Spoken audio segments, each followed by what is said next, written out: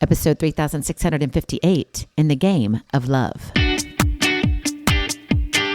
Moms, it's time to rediscover, rejuvenate, and renew who you are in mind, body, and spirit. Welcome to Create Your Now, Your Best Selfie, the show to help you do just that. Here's your host, certified life coach, personal trainer, and nutritionist, Christiane Wargo.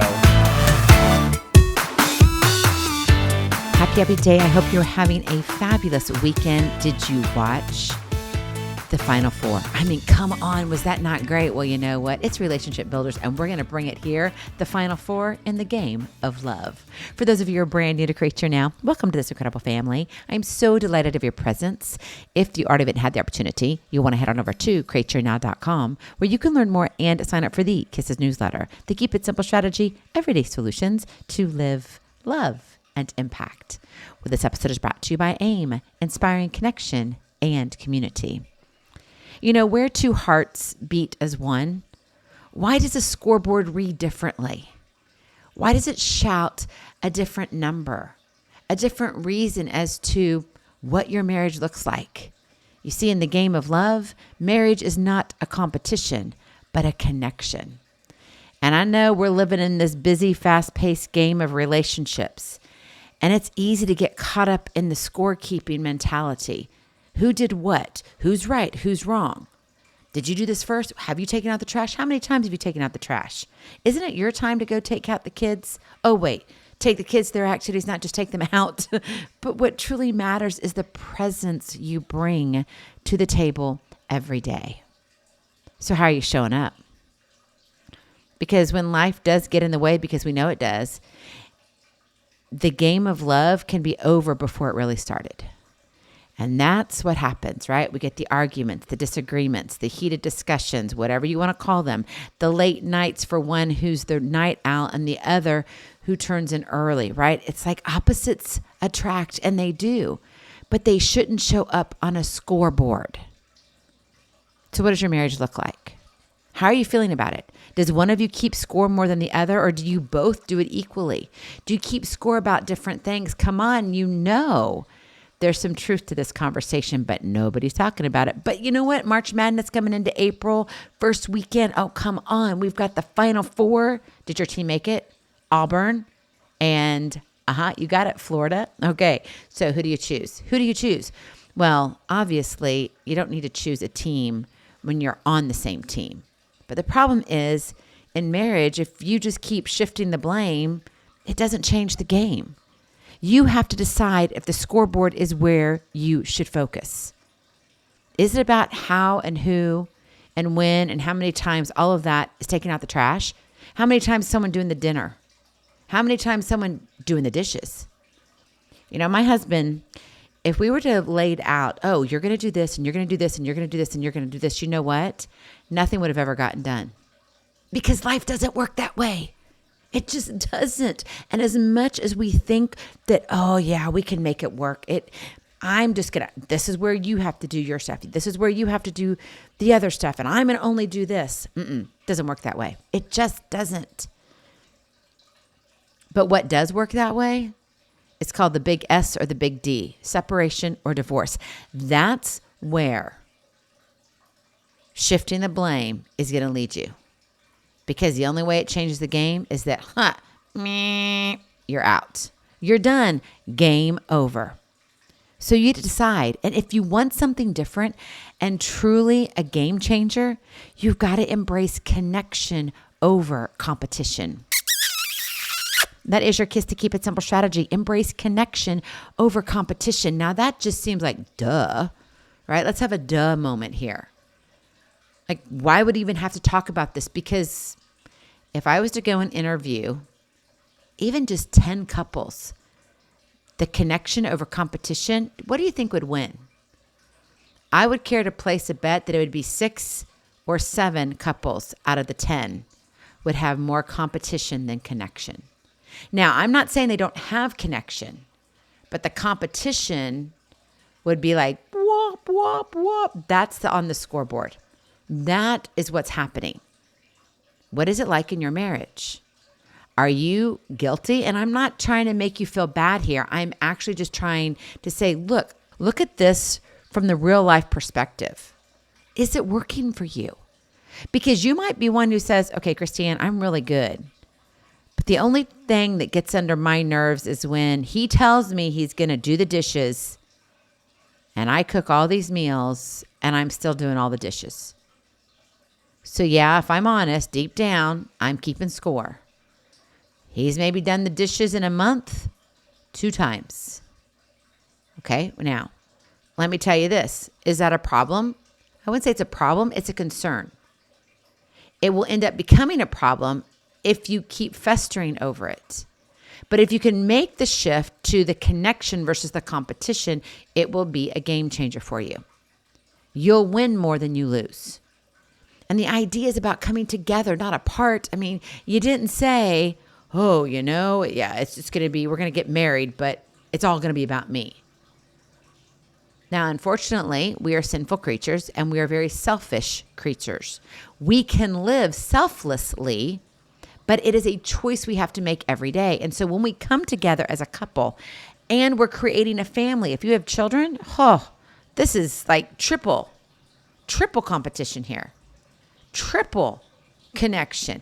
It just gets to be more worrisome in that if you two can't get it together, how can you ask any of the other kiddos to get it together? Oh, wait. And then if you have dogs, kitty cats, yeah, not so much. I mean, they're adorable, but dogs feed off of a different energy level. And they can sense it more when you've got people that are at each other. If you're mad, have you ever noticed if you're mad at your spouse and you have a dog, they can sense that something's up. And maybe the dog will go hang with one of you more than the other. Yeah. All right. So you got to really pay attention because what's happening is we're just living life. We come together. We have this beautiful wedding, this gorgeous thing that we spend thousands upon thousands. Okay, now it's more like tens of thousands of dollars on, only to find ourselves, we're living in a room together. You sleep in the same bed, but we're just kind of doing everything apart. There's no togetherness. Talk about March Madness. Oh yeah, it is kind of madness. All right. Why are you even together? Now, I am not at all sitting here condoning separation or divorce. I'm not saying that. Okay. I'm one who believes 1,000% in reconciliation, but it takes 2 to tango. It takes 1 to start, 2 to finish when it comes to reconciliation. You cannot reconcile if both of you don't want it. It's not going to happen. Okay. I don't care what type of rabbit you want to pull out of a magic hat. It will not happen. Forgiveness can happen with just 1. Reconciliation happens with 2. Now, I do believe in that. However, I also know that there are some relationships, some marriages that should never have been or should never be together. That's just a statement of truth. Look at it from the factual perspective and not feelings. Now, unfortunately, in marriages, what happens? We get caught up in the feelings. Oh, especially if you're a woman. Men, if you're listening, God created us women with a huge amount of emotion, a huge amount of passion. And if there's kids involved, let me tell you, that passion is heightened. And so if you think you have it bad with just your wife, and just wait if you have kids and you add them to the situation, it gets a little bit crazy. It really does. Now, if you're in a situation where there is any form of abuse, emotional, physical, spiritual, anything that's coming at you and you've tried to work it out in all of this, let me tell you this episode does not apply to you, meaning you can try to have that connection over competition, but there's a lot of other things you need to work on besides this, okay? There's a lot more deeper roots that need to be just kind of torn apart. You got to get to the root of the problem. Yes, that connection and competition is a big part of it, but it's not going to be the only thing, okay? And I would ask you to seek professional help, okay? I mean that genuinely. I do not like seeing families broken apart. But it's unfortunate that because we are in the state of where we're in, where we've got social media to thank for that, it's easy for one or even both partners to kind of go off on the radar, go have whatever else they're doing on the other side. I'm not saying they're having an affair or anything. I'm not saying that. But they're more interested in other things than they are their own partner that they're supposedly sleeping next to in the bed. Do you know who you're sleeping next to? Like, seriously. And if you're sitting here dating someone and you haven't said I do, ask yourself some of these really important questions. Do I really know the person that I want to stand up and say, yeah, I want to spend the rest of my life with? Because if you are in it to be like, oh, we're in it together until, then why are you even getting married? I'm seriously asking that question. If it's financial, okay, then I would beg to question. I think you need to think about a few other things. Because you can always make more money or you can make less money. But the relationships between you and another person, oh, wait, and then if you bring children into the world, and for some people, the children are animals. They're 4 little legged creatures. That affects them too. I have had clients, I don't even like to call them clients, by the way, they're family, but I've helped them, and it just breaks my heart when their dog is going through so much. I mean, yeah, the human being is too, right? The person is, but the dog does too. Yet we're so selfish. We don't think about everything. We're just like, oh, this is going to be the white picket fence and the beautiful house and 2 children and whatever, and we're just going to dance around to be happy. No, let me tell you right now, marriage takes work. And you've got to be in it to win it, connection over competition. If you are keeping a scoreboard, let me tell you right now, that S&D is going to happen sooner than what you think it is. Which is hard. It's so challenging. Now, with that all being said, prefacing that if you're in an abusive relationship, this is not for you. I love you, but this is not an episode for you to say, okay, I can do this. I got this. I'm in it. No, you might be choosing to be in it, but you need to seek professional help. And I mean that genuinely, okay? Now, let's move to the average marriage. The average marriage that has the 2 kiddos or the 4 kiddos, right? Maybe you're a blended family, whatever it is, whatever your situation is. But what you're doing is going kind of back and forth, and you're just kind of living life as life comes at you. You got a career, your hubby's got a career, the kids are kind of doing their things and their activities. They're growing, going through their stages of life. You maybe have had a home for about 10 years, and now you're ready to say, nope, I think we're going to buy our forever home. And now you're in that place. And then as you start talking about your forever home, you're thinking, I don't even know what my spouse likes. Like, what is my hubby like? Do we even know who each other are? Because you've been so focused on the children, so focused on the career, so focused on just keeping life kind of meh, that we forget that there's something better, or there could be something worse. Of course, I'm always going for the better together part of it. So if you are that, or you want to take it to the next level, you're like, oh, we're a little bit better than that, Christiane. Okay, great. Then let's embrace connection over competition. Let's shift our focus away from the scoreboard and toward the heart of the matter. What does that look like in real life? Number 1, practice gratitude. Instead of tallying up all the shortcomings, all the mistakes, make a conscious effort to appreciate and acknowledge the efforts and intentions of your spouse. Okay, right there, that's an equation of beep, beep, beep, beep. It's the alert that says, oh my gosh, this is going to take work. Yeah, it does. Just from the gratitude perspective. That's it. We haven't talked about anything else. Because why? You're looking for the good. Let me tell you, you'll always see the bad. But if you're looking for the good, that is what takes work. Are you willing to put it in? You see, expressing gratitude creates a positive and supportive landscape, this environment that's just nurturing, where you want to be connected physically, emotionally, spiritually, psychologically.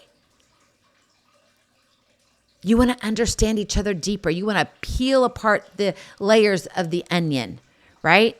You want to know each other deeper. You want to be able to share things that you would have never told anybody else in your life. Practice gratitude, right? No more tallying up the scoreboard, the mistakes, the shortcomings, all about, I want to see how awesome my spouse is. And let me just tell you this. If you're one who's like, Christiane, it's really hard because I feel like I do everything for the family. I do everything for my spouse. I do everything for the kiddos. I do everything for the dogs. I do everything for the cats. I'm like everything to everybody, but I don't get anything. My thing is this. You need to think about how you serve as the ability to bless. You are blessing your spouse. And so when you see things like, oh, wait, I get to practice gratitude. I get to see the goodness that they bring, the awesomeness. Maybe they provide very well for the family. Do you ever acknowledge that? I mean, seriously. Do you just look around and just assume that, oh, it's just going to be the way it's going to be? Honestly, I look at how our generations are growing up now, and I'm thinking, if they only knew how hard it was to get from where we used to be, even when I was growing up, to where we are now. Apartments, have you looked at apartments lately? All these new apartments have granite and all of this, and I'm like, I don't think I got granite until my 29th move in my life. And I think I've hit 36 moves, 37, 38. I don't know. I've lost count. A lot of moves.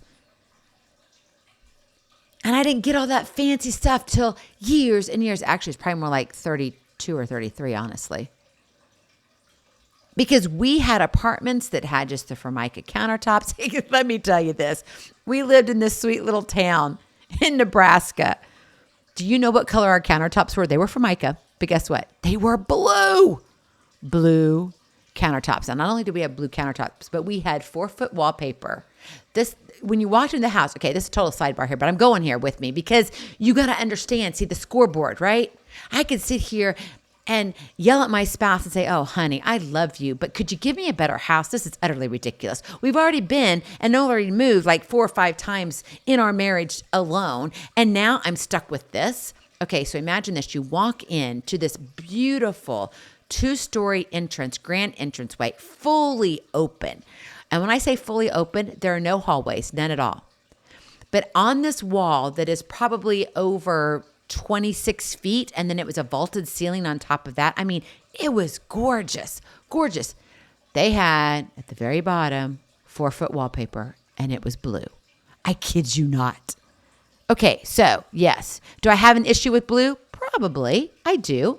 A little bit of PTSD from that color, but that's okay. But guess what? When we moved from there, we hadn't changed out the countertops yet. Eventually we would have, but we bought the house not because of the countertops. We bought the house because what the house could give us as a family to make it a home for us.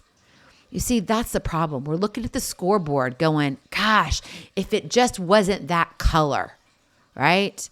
But you got to look at it as saying, I'm making the house a home. It's not about just the one thing. It's about all the things. Practice gratitude, right? And maybe then you won't have blue countertops. I'm just saying. All right, number 2, cultivate empathy. Put yourself in your spouse's shoes and seek to understand their perspective and emotions. That's hard to do. Again, something else that we have to keep track of. And I know we don't want to do it all the time, but we need to, right? And by empathizing with their feelings and experiences, what's happening in their career, what they're doing, how the relationship is with their own family, okay, their mom and dad, their siblings, whatever it is, their aunties and uncles, whatever, you can build a deeper level of emotional intimacy and strengthen your bond. Because it's not just about you. It's not about WIIFM, what's in it for me. No, it's about what's in it for you too. Right? Why 2? Or just put a U, the number 2. Yeah, we'll just do it that way. WIIU2. I like it. That's what we need to be looking at when it comes to building an incredible bond in a marriage that will be forever lasting. No tornado, no hurricane, nothing, not even affairs, nothing will break you down. I'm not kidding you. But again, you have to put in the work. And then finally, number 3, prioritize communication. Instead of keeping a mental scoreboard of grievances, prioritize the open and honest communication with your spouse. Do it sweetly, honestly, with a trusting heart. Now, like I said before, if you're in an abusive relationship, can you prioritize communication? Probably not, because you can't trust your spouse, correct?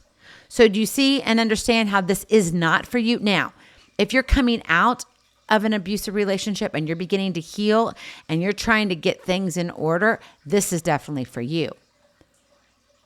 But if you're sitting there and you've got a spouse that's abusive physically, mentally, emotionally, psychologically, spiritually, relationally, whatever it is, this is not a good place for you to be in. Okay? And I mention that over and over again because, people will send me notes and say, Christiane, this is where I'm at. And some of it is just like, my heart stops for a moment. And I pray over these emails that come to me because I'm like, Lord, they should not be in that position. Here's what I want to tell you. If you're caught in a situation, understand this. You only control you. You need to make sure you're safe, seek professional help, and then you can make the decision that's best for you. That's how I'm going to leave it because each situation is so individualized. Do I believe people can change? 1,000%. I believe in miracles. I've been a part of a miracle. I've seen it with my own eyes.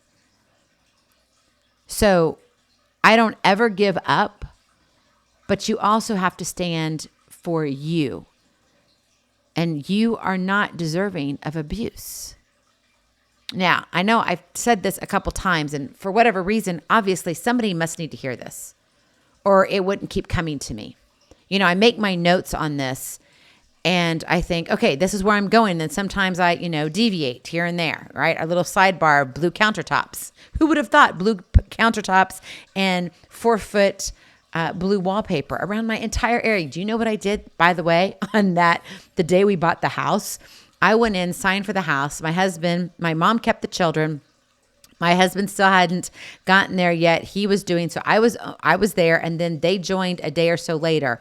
I stayed in the house by myself. That wallpaper was down, I kid you not, in less than 30 minutes. I signed for the house, went in, and out came the wallpaper all the way around the main room. I couldn't do it, which tells you it was very high textured wall, so it didn't stick very well anyway. But it felt so good to take it all down. So that comes to anything, right? And everything as to communication. You got to think about the actions that you do and what it presents. My husband knew that when that wallpaper came down, I was communicating something to him. Like, this is not going to work. This has got to go. And I told you we could change it. We can make it our own. Okay. He knew. But you see, if we sit here and try to create a space that is volatile, how is that going to serve any of us, right? We have to create a safe space for sharing our thoughts and feelings and concerns in life. Fostering this sense of mutual respect and understanding. It goes both ways. Now, for my men out there, or for you ladies too, because not just the men, right? You've got the NCAA championships, right? We call it March Madness for a reason because of how many 64 teams you start out with, and then you end up with two for the tippy top. Well, as it unfolds, remember that true champions are not determined by scores alone. It's the unwavering support, the unity, and belief in each other as a team that elevate a team to greatness. And in your marriage, you got to strive to always be the team at the top, united, resilient, and focused on the heart of the matter. Let your love be the victory that transcends all scores, because you're going to stop keeping score, leading you to a place of enduring connection and joy. It goes much deeper. So I wanted to have a little fun with you. And yes, I wrote a poem, and it includes a little bit of March Madness. So have fun with me here. But let me tell you, when you really begin to understand what it means to stop keeping score, It is the best game changer in your marriage, I promise you. At the top of the heart. In the grand arena of hearts, where emotions swirl, beyond the confines of wins and losses unfurl. Let not the scores dictate our love's sweet dance, but the depth of our connection, our enduring romance. In the symphony of souls, let empathy play, understanding and compassion guiding our way. For in acknowledging each other's highs and lows, we foster a love that eternally grows. Communication, the key to unlocking heart's doors. In its open embrace, understanding soars. Speak truths, share fears, let vulnerability show. In this sacred space, our love will glow. As a March Madness tournament captivates the nation, let us be inspired by its jubilation. For in the game of love, we are each other's team, united in love, following a shared dream. So let the scoreboard fade, the numbers blur. In the realm of love, it's our connection that's pure. Champions, not by points, but by the heart. Together we stand, never to part. In the symphony of souls, in love's sweet art, we'll always be the team at the top of the heart. Go in peace, be present, be incredible, be you. I love you so very much. I cannot wait to see you on the other side. Blessings, hugs, and lots of love. We'll talk to you real soon. Have a glorious, blessed day. Bye-bye. Feeling inspired, ready to train for life and love your journey? Visit createyournow.com for more incredible resources to help you along the way. We'll see you next time on Create Your Now, Your Best Selfie. And remember, always be sure you consult your physician before beginning any health and fitness plan.